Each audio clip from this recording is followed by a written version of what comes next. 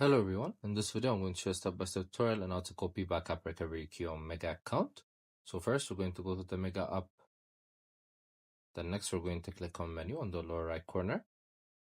Then next you're going to click on your name or your profile section. Then as you can see there's the backup recovery key, you're going to click on it. Then there's the copy option, you're going to click on it.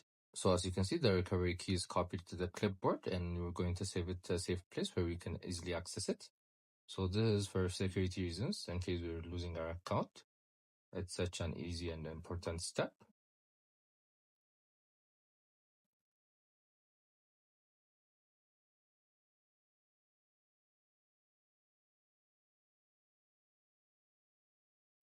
You guys could find this app on the App Store, Play Store as I've told you.